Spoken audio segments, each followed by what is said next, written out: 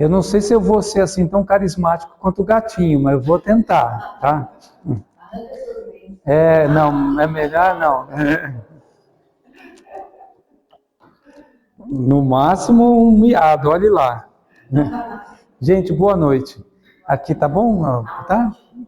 Hoje a gente vai comentar, a gente vai fazer uma reflexão sobre a vida longa, né? Deixa eu fazer uma pergunta aqui. Quem aqui quer viver até os 100 anos? Tá. Eu pedi a Deus que eu gostaria de viver pelo menos até os 80. Mas se Ele quiser deixar até os 100, eu estou aceitando, né? A pergunta é como ter uma vida longa, né? Mas essa já é uma pergunta um pouco difícil de responder, não é? Porque assim, se eu perguntar para vocês, o que é uma vida longa? Varia, né? Minha mãe tem 85 anos.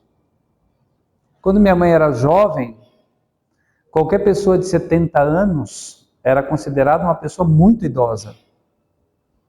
Quando você lê o Evangelho e você vê lá se referirem aos anciãos, né? Na época de Jesus, um homem que vivesse até 50 anos tinha vivido muito. Então, aqueles anciãos que vocês veem ali retratados no Evangelho, a maioria deles tinha 50, no máximo 60 anos. Então, é difícil saber, né, o que é uma vida longa. Mas a gente está refletindo sobre ter uma vida longa no meio espírita, não é? Bom, mas o que a gente aprende no Espiritismo? Que a verdadeira vida é qual? A vida espiritual, não é? Estamos todos de acordo que a verdadeira vida é a vida espiritual? Que isso aqui é uma passagem, que isso aqui na verdade é quase, entre aspas, uma ilusão? Tá bem. Então eu tenho que dizer uma coisa para vocês. Eu estou vendo aqui que parou uma nave com mentores aqui na porta. E eles estão me pedindo para perguntar para vocês, quando acabar a palestra, quem quer que eles levam para a vida espiritual, para a vida verdadeira hoje mesmo? Então, por favor, eu preciso recolher os nomes. Levanta a mão quem quer ir. Não quer, né? Vocês conhecem a musiquinha? Todo mundo quer ir para o céu, mas ninguém quer morrer. Não é? Mas tirando a brincadeira, tem uma coisa para a gente parar e pensar com cuidado, sabe qual é? Às vezes a eternidade faz bem, às vezes a eternidade faz mal. Por quê? Porque às vezes a eternidade torna-se uma desculpa para a gente protelar as coisas. Quantas vezes a gente ouve na casa espírita, né? Nós militamos em Campinas, quantas vezes você ouve a pessoa falar assim, não, mas na próxima vida eu vou dar um jeito nisso. Não, mas se Deus quiser, na minha próxima encarnação, eu vou tratar desse problema. Então percebem que muitas vezes a perspectiva da vida eterna, ela pode ser uma muleta para você. Aí como me perguntou um adolescente outro dia lá, mas Marcos, a vida não é eterna? Eu disse, sim, a vida é eterna, a encarnação não. A vida não acaba, mas a encarnação acaba. E uma vez perguntaram para Chico Xavier, qual era ele que tanto via, que tinha aquela mediunidade tão extraordinária, qual era o pior sofrimento do espírito errante, do espírito do lado de lá? Ele falou, olha, eu tenho visto muitas coisas, mas de tudo que eu tenho visto, um dos piores sofrimentos do espírito é a sensação do tempo perdido. É o desespero pela vida desperdiçada.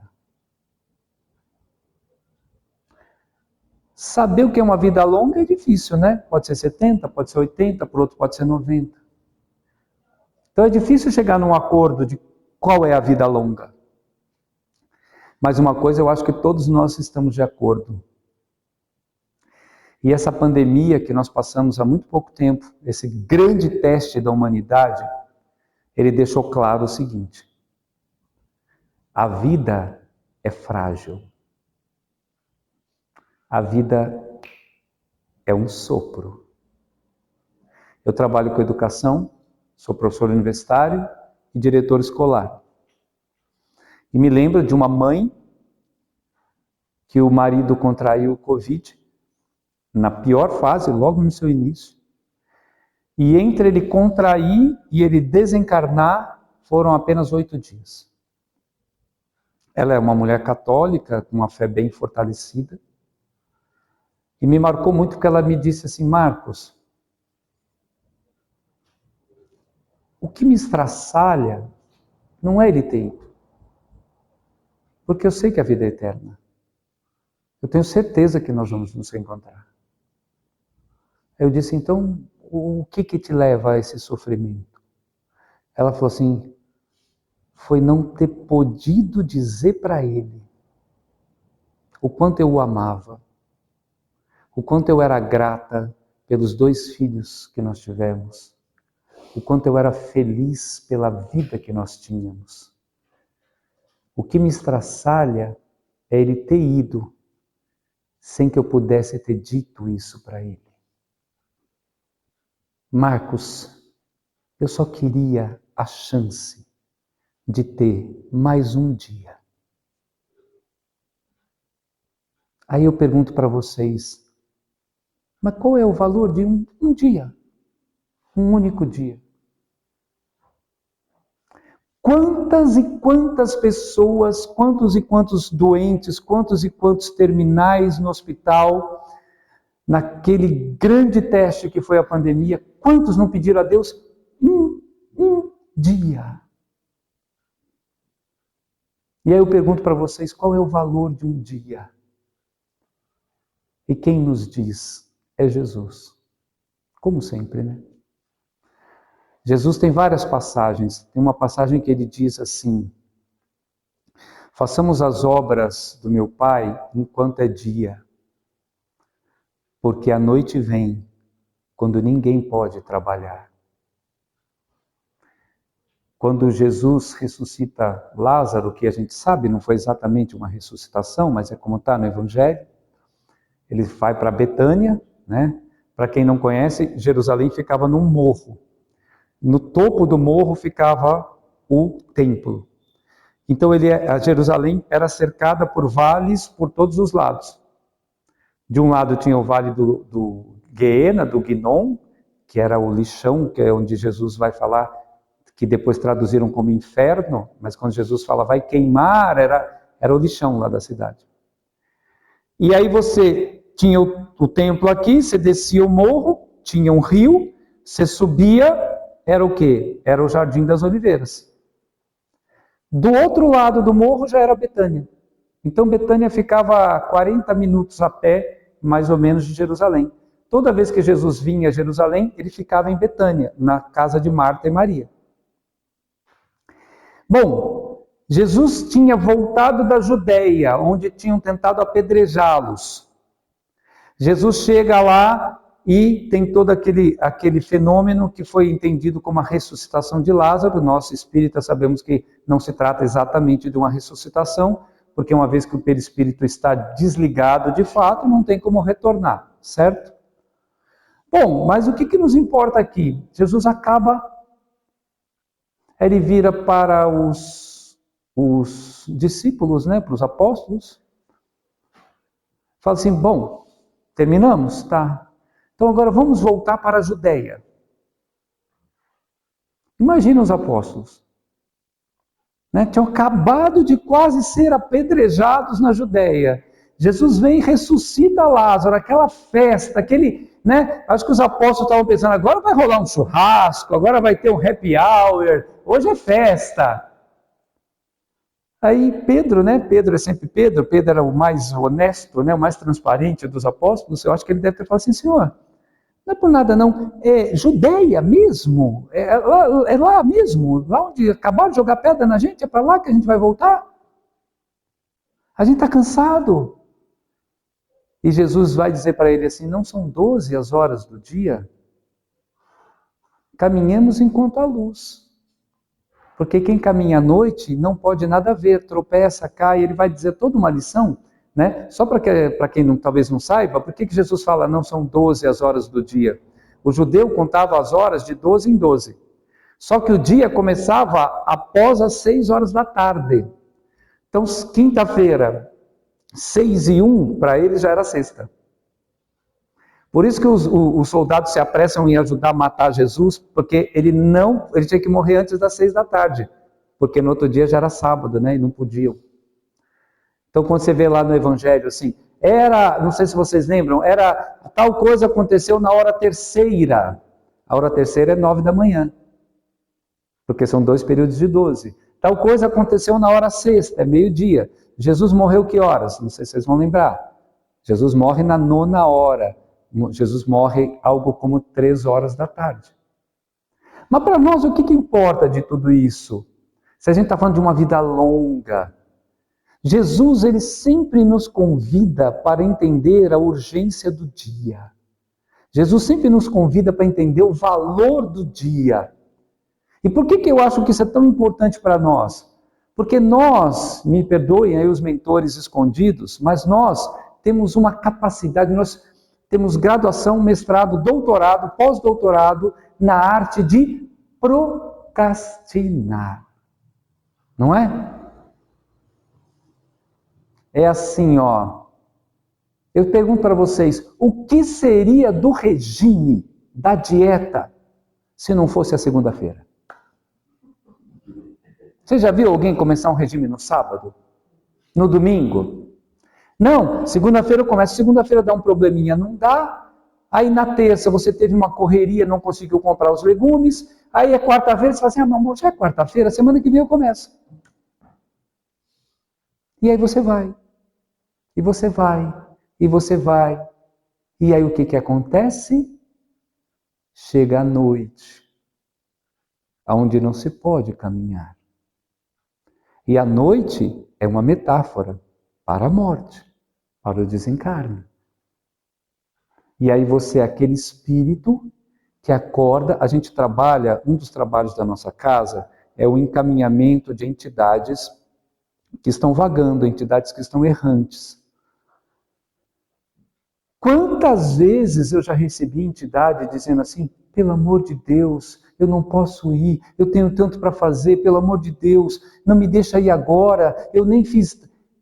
Quantas vezes eu já recebi a entidade desesperada, quando ela se vê desencarnada e ela olha o que ela deveria ter feito e não fez.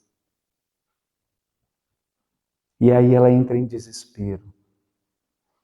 E Jesus, ele tem 2 coisas que eu acho maravilhosas. Jesus não tem, se você pegar as falas de Jesus, quase sempre não é nada no passado e nem nada no futuro. Chega lá a mulher adúltera, chega lá a Maria Madalena, chega lá o cobrador de impostos. Jesus não fala assim, mas olha as coisas que você andou fazendo, olha como é que você tem agido nesses últimos anos. Alguém faz alguma coisa e Jesus fala, Pedro, como é que você foi fazer uma coisa? Não. Jesus fala assim, minha irmã, quem sabe daqui a uns 2 anos você não vem com a gente? Não. Jesus é tudo presente e tudo no imperativo. Vem e me segue. Levanta e anda. Vá e não peques mais. Com Jesus só tem a ação imediata. Não tem chororô do passado e não tem amanhã eu faço. Com Jesus não tem segunda-feira. Com Jesus só tem hoje. Então, uma das coisas que a gente vê, que eu acho que todos estamos de acordo, é que a vida é frágil. Qualquer vida, né, irmã? Estava ouvindo você falar do animalzinho. A gente ama cachorros e tem cachorros sempre. E a gente, há 2 para 3 meses, né? pouco menos. A gente foi trabalhar, minha filha ficou em casa, a gente adota cachorros, o rapaz que vai lá cuidar do jardim, minha filha liga e fala, pai, chegou o sujeito que veio buscar os cachorros para o tratamento, e era um cachorro que a gente pegou, não conhecia. Ele ficou tão empolgado que ele teve um infarto fulminante. De manhã eu saí, brinquei com o meu cachorro. 2 horas depois, ele estava morto. Tem algumas coisas que a gente sabe e tem algumas coisas que a gente não sabe. Eu perguntei qual que é o valor de um dia. O valor de um dia é o seguinte: todo dia pode ser o seu último dia. Quem aqui garante que amanhã, como dizia minha mãe, quem aqui garante que amanhã não vai acordar morto? Já ouviram essa expressão? É o máximo, né? Não é? Minha mãe, quando era criança, ela falou assim, você viu a fulana? Fulana acordou morta. E eu era criança, falando, como é que alguém acorda morto? Não, acho que a pessoa está dormindo e fala, ih, morri, e volta a dormir, né? Deve ser isso. Mas quem aqui garante? Quem aqui garante que amanhã vai estar aqui? Então a vida é frágil. Mas tem uma outra coisa. Uma conduta que é comum ao ser humano há milênios, especialmente quando vai chegando ao final da vida. Conversem com pessoas de 70 anos ou mais. Quase todas me dizem assim, nossa, Marcos, foi um sopro. A vida é um sopro. Tem até a vida foi um sonho. Calderón de la Barca, um escritor espanhol, escreveu uma peça de teatro maravilhosa, cujo título é A Vida é um Sonho. Então, um segundo ponto que, além da fragilidade da vida, parece um acordo entre as pessoas, é que a vida é breve. Nossa, a vida é muito breve. A vida passa muito rápido. Mas, eu trago uma pergunta para vocês. Será que a vida é breve? Ou a vida foi mal vivida? Vou dar 2 exemplos para vocês. Sabe aquele domingo que você acordou em baixa rotação, igual aqueles disquinhos antigos, assim?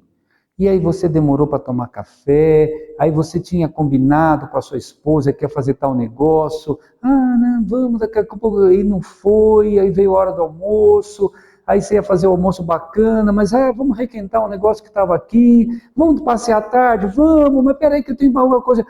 Já viveram aquele domingo que quando você olha, aí toca a marcha fúnebre do domingo, não sei se vocês conhecem. A marcha fúnebre do domingo, irmã, é a musiquinha do Fantástico. Tocou a musiquinha do Fantástico, bate a depressão. Você fala, nossa, gente, o domingo já acabou. Eu não fiz nada. Eu ia fazer um negócio, acabei não fazendo, eu ia fazer outro negócio, fui protelando, eu ia fazer isso, deixei para... E o domingo acabou. Já acabou. Mas pensa bem, isso vale para o domingo? Mas para aqueles meus irmãos que eu atendo lá, vale para a vida inteira. Então, muitas vezes, pensa o contrário. Pensa um dia que foi bom e produtivo. Um dia que você acordou bem, fez uma boa reflexão, uma boa meditação, uma boa prece, conseguiu se espiritualizar, tomou um ótimo café com a esposa, com o marido, com os filhos, com quem quer que seja, com o gatinho. Foi trabalhar, encontrou as pessoas, você estava bem, elas estavam bem, você foi produtiva. Saiu dali, foi almoçar com uma pessoa amiga, teve um dia agradável, deu risada. Chegou do trabalho, tomou um banho, foi para o centro, trabalhou, foi útil, dependendo do dia, né? A gente trabalha aos sábados, saiu com os irmãos, os amigos do centro, foi comer uma pizza, deu risada. Você chega em casa pleno. Você chega em casa e fala assim, o dia valeu a pena. Você não chega em casa dizendo que o dia foi longo, e você não chega em casa dizendo que o dia foi breve. Porque, na verdade, o que importa não é a vida ser longa. O que importa não é a vida ser breve. O que importa é a vida ser plena. É a vida fazer sentido. Ela ter utilidade. É você falar assim, eu fiz os meus dias valerem a pena. Eu me lembro de uma situação que eu vivi numa casa espírita, com uma entidade atendendo uma pessoa, e era uma senhora que foi lá pedir ajuda, porque o marido estava querendo ir embora, para manter o casamento, né, para manter o casamento. Aí a entidade falou assim, mas você quer que eu te ajude para manter isso daí? Isso que vocês estão vivendo? É isso que você quer manter? A gente tem uma filosofia que ela é próxima, ela é contemporânea de Jesus, que é o estoicismo. É uma filosofia, tem o estoicismo grego e o estoicismo romano. Né? Um dos grandes nomes é Sêneca, que é um senador romano contemporâneo de Paulo de Tarso. Então você tem três grandes nomes, curiosamente, um escravo, um senador e um imperador. O escravo Epicteto, o senador Sêneca e o imperador Marco Aurélio. E o Marco Aurélio tem uma frase genial. Ele diz assim, pedes aos deuses a eternidade. Você não quer morrer, você pede aos deuses para não morrer, né? E o Marco Aurélio fala assim, você pede aos deuses a eternidade para fazer isso? Para levar essa vida que você está levando? Então, muitas vezes, esta sensação de que a vida foi breve é a mesma sensação do domingo à noite, de um domingo inútil, mal vivido. E o Sêneca, eu vou pedir licença para vocês, que eu até anotei. O Sêneca, ele tem um livro que é fácil, está disponível na internet. Ele não é um livro, ele escrevia cartas e compilaram como um livro. E o título que vocês encontram é Sobre a Brevidade da Vida. Que é justamente a pergunta que vou fazer a ele. E ele vai dizer, não, vocês estão errados. A vida não é breve. A vida foi mal vivida. E olha que coisa incrível esse homem escrevendo há 2000 anos atrás, para aquele povo de 2000 anos atrás. E veja como isso vale para nós hoje. Ele diz assim, examina a tua memória. Quantas vezes atingiste um objetivo? Quantas vezes o dia correu como planejaste? É o domingo. Vou fazer isso, isso, isso, sofá, sofá, sofá, e acabou o domingo. Quanto gastaste do tempo contigo mesmo? Mas ele não está dizendo para você ser um egoísta. Ele está dizendo assim, ó, quanto tempo você gastou falando com a vizinha o que a outra vizinha achava da outra vizinha? Quantas vezes mantiveste uma boa saúde, o espírito tranquilo? Quantos não esbanjaram a vida sem perceber que a estavam perdendo? Quanto da sua vida te foi retirado por você? Que parcela, que tanto da sua vida foi retirada por sofrimentos inúteis, contentamentos e paixões vazias, por conversas improdutivas. Quão pouco te restou do que era teu.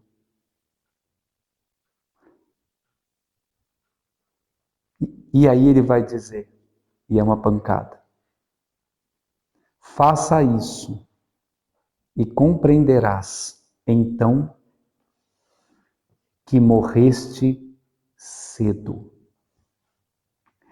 Que tu morreste muito antes.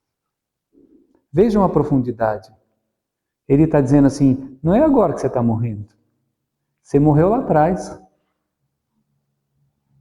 Então, claro, que se o dia tem 24 horas, e eu gastei a maior parte do meu tempo sofrendo porque o carro do meu cunhado é melhor que o meu, no mundo inútil do e se. Vocês conhecem o mundo do e se? E se eu tivesse feito isso? E se não tivesse acontecido aquilo? E se os homens voassem? Não precisava de carro. E mais o tanto que você gastou preocupado com o que os outros estão pensando de você. E mais o tanto que você gastou para fazer algo que os outros esperam que você faça. E mais a saúde que você perdeu, porque você tinha uma boa casa, mas resolveu entrar na prestação de uma casa maior, porque você queria... Não, porque você queria que os outros olhassem para você. Então o que o Sêneca está dizendo? Quando você tira tudo isso, de fato, o que sobrou de vida para você é quase nada. E é por isso que quando a vida chega perto do fim, você acha que ela foi breve. Porque de vida mesmo, não sobrou quase nada. O Emmanuel vai dizer assim, não confunda vida com existência. Jesus não diz assim, eu vim para que tivesseis existência, e existência em abundância. Jesus diz, eu vim para que tivesseis vida.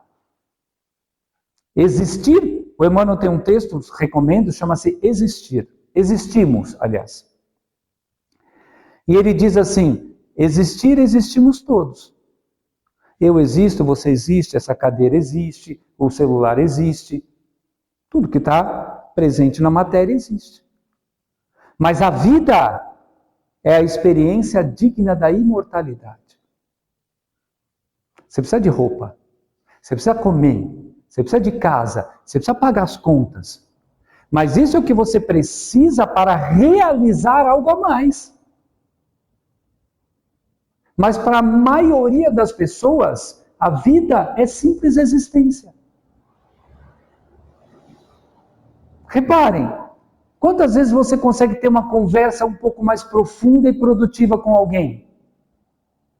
Mas ela conversa com você o quê? Sobre as coisinhas da existência. O carro que eu troquei, o que a vizinha fez, o fulano que casou com a Beltrana, onde você comprou essa roupa, olha, está com uma liquidação em tal lugar, olha, tal comida é melhor que tal comida. Não é que a gente vire um chato e não vá conversar dessas coisas, mas você vai reduzir a vida a isso? Querem um teste que ajuda muito? Para quem não teve a chance de ver, vocês gostariam de ver o seu mentor espiritual? Para aqueles que não veem, né? Gostariam? Então, irmã, deixa eu te fazer uma pergunta. Imagina que hoje terminou a palestra, você chega em casa, você está refletindo, está envolvida, vocês estão todos envolvidos, aí aparece na sua frente a sua mentora, o seu mentor. Não ia ser emocionante? Aí você vira para o seu mentor e fala assim, a que devo a honra? E ele diz, vim te buscar. E aí? Deixou de ser bom, né? Você vê como uma cena pode mudar de sentido rápido?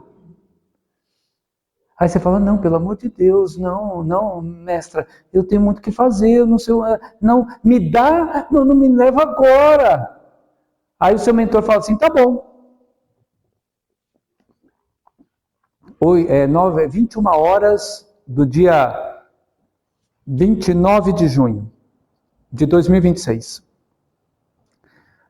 21 horas do dia 29 de junho de 2027, eu venho te buscar. Vou te dar mais um ano.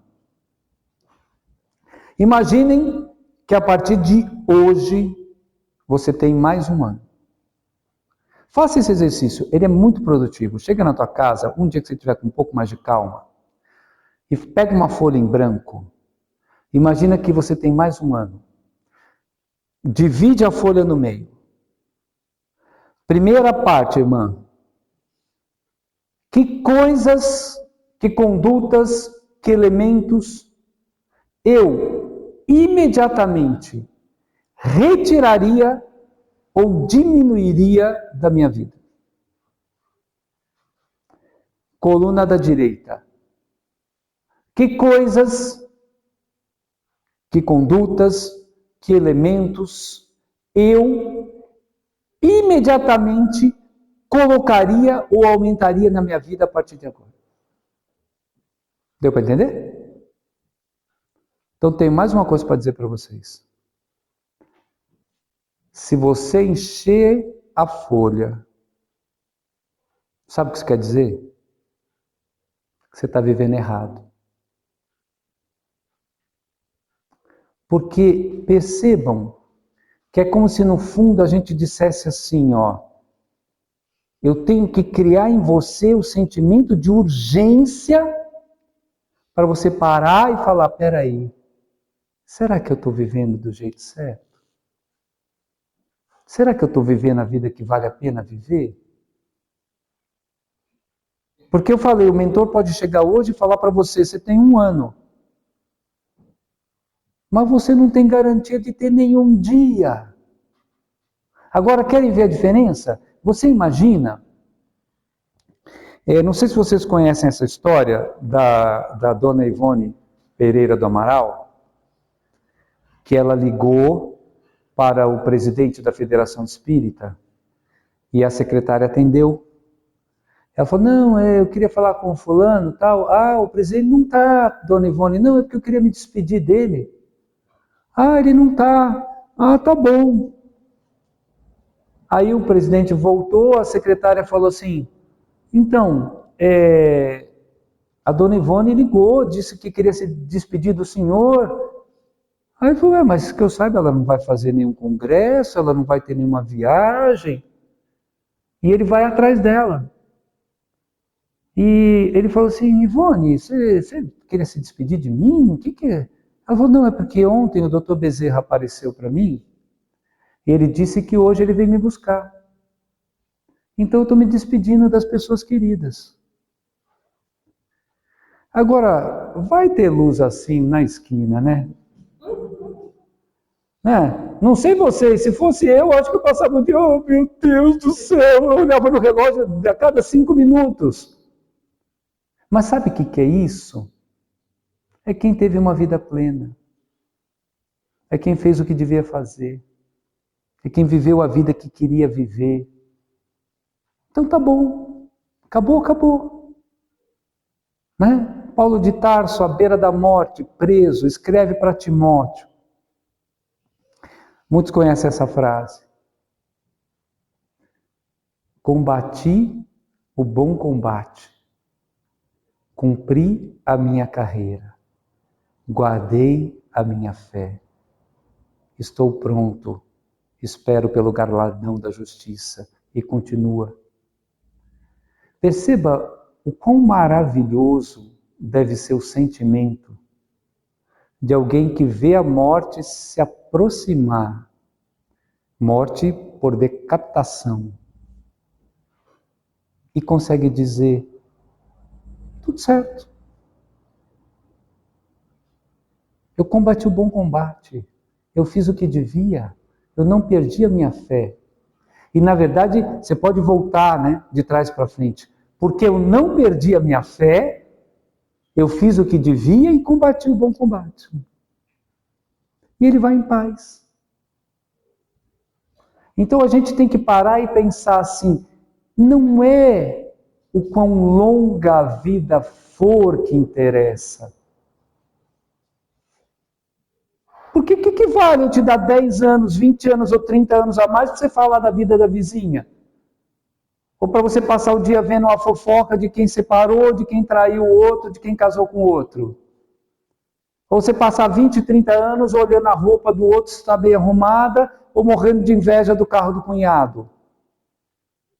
É melhor melhor nem ter 30, é melhor ter 10, você acumula menos dívidas, né? Você erra menos, você chega um pouquinho mais, com a barra um pouquinho mais limpa do outro lado.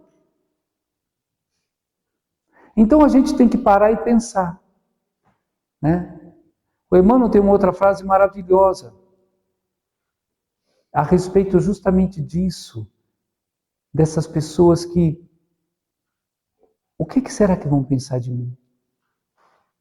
Atendi uma moça uma vez, médium ostensiva, via, ouvia, tudo. Mas ela era de uma família evangélica. Com todo respeito aos evangélicos. Irmã, você sabe que você está vendo espíritos, né? Sei. Irmã, você sabe que você é médium? Sei. Irmã, você sabe que isso não é uma fantasia, que não são demônios, que são pessoas como você, que viveram? Sei. E você sabe que você veio com isso, que você tem uma tarefa, né? Sei. Mas você não podia tirar isso de mim? Falei, minha querida, só tem um que pode tirar, e se eu fosse você, eu não pedia. Mas por quê?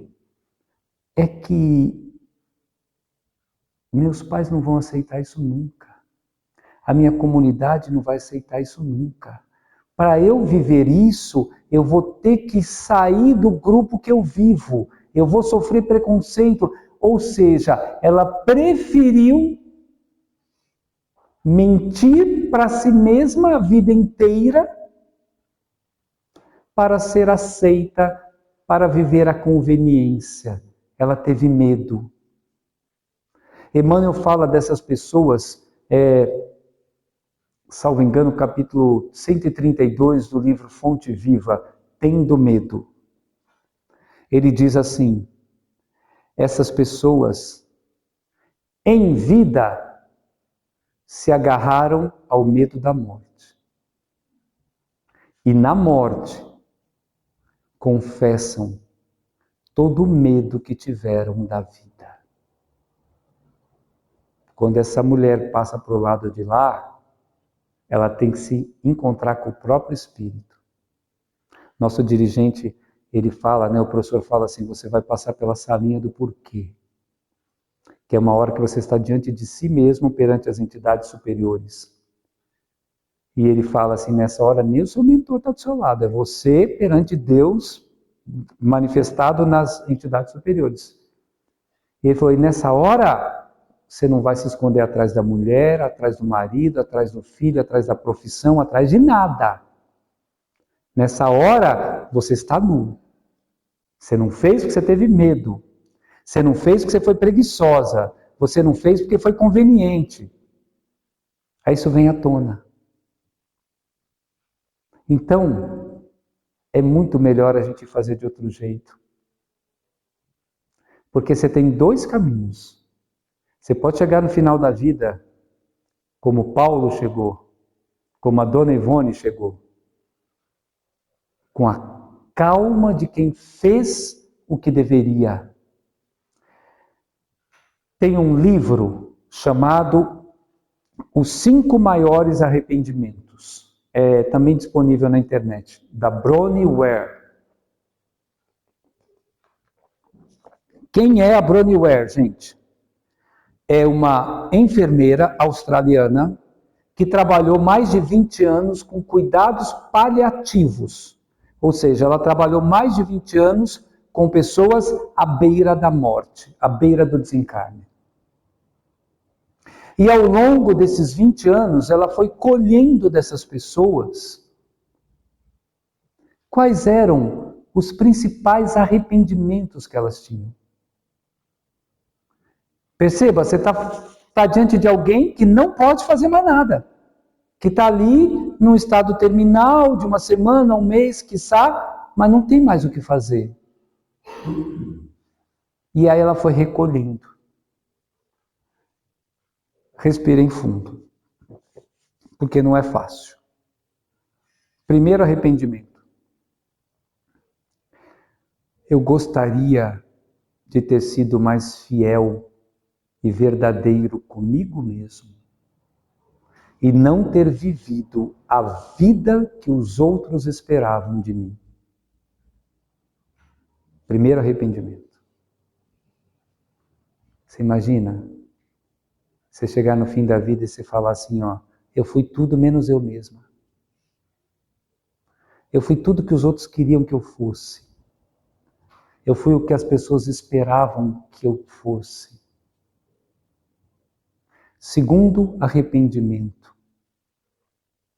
Eu gostaria de não ter trabalhado tanto por coisas materiais.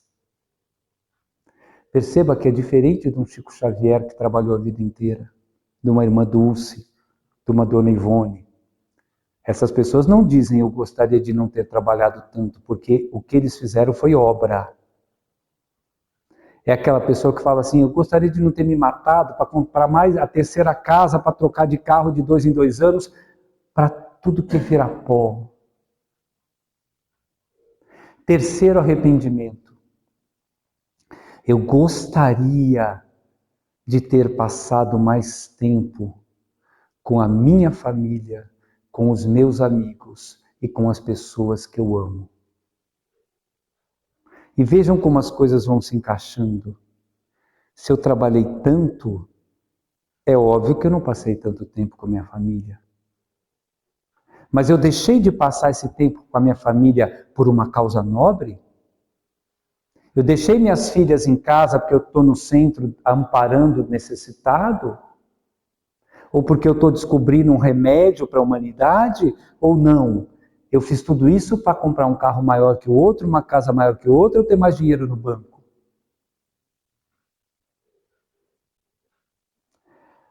Quarto arrependimento. Eu gostaria de ter sido mais verdadeiro e expressado os meus sentimentos.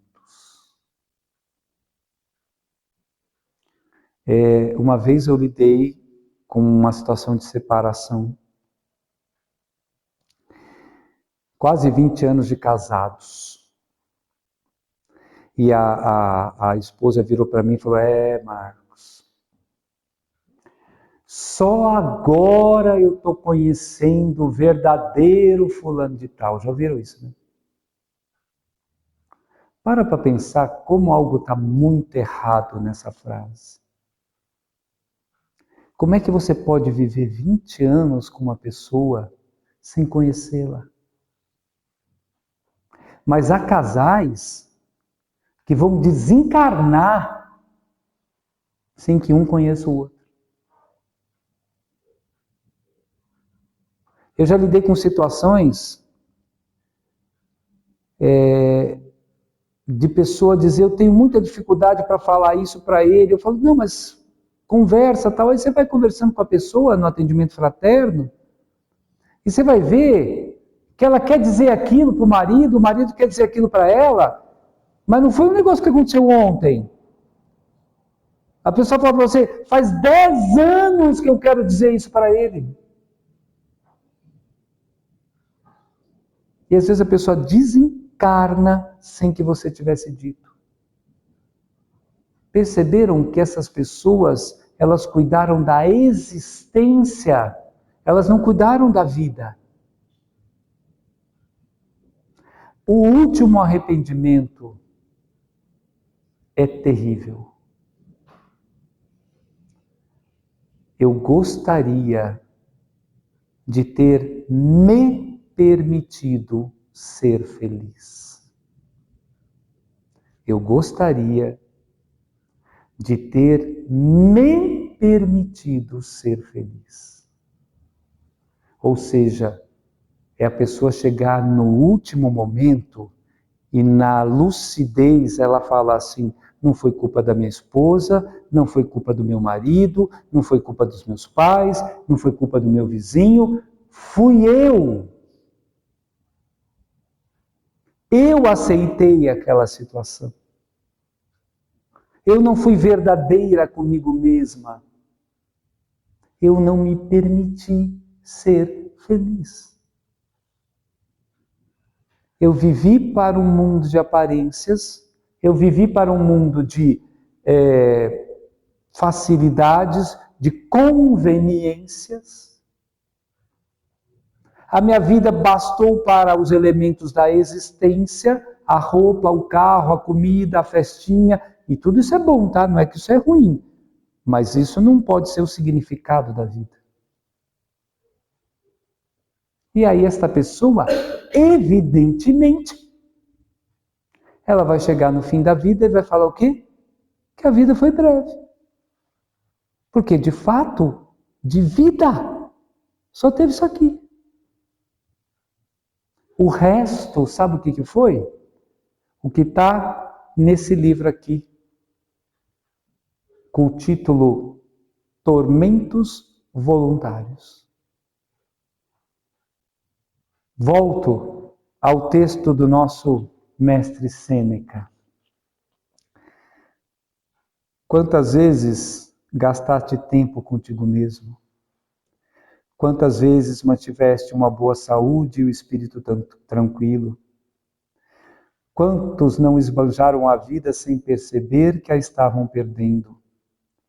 Quanto da sua vida foi retirado por você mesma?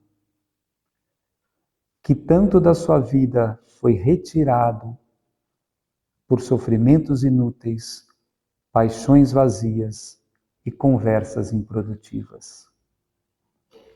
Então, meus irmãos e minhas irmãs, vamos fazer o dia valer a pena. E aí não importa. Não importa se cada um aqui vai ter 10 anos a mais, 30 anos a mais ou 5 anos a mais. O que importa é que a nossa vida seja plena.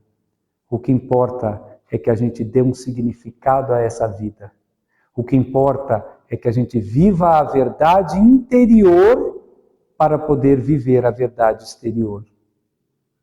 O que importa, como dizia Jesus, é que a gente seja puro e simples como os pombos. Que a gente receba o reino dos céus com a verdade de uma criança. Como dizia Shakespeare, seja fiel a si mesmo e você jamais mentirá para ninguém. Muitíssimo obrigado, que Deus nos abençoe. Boa noite a todos vocês.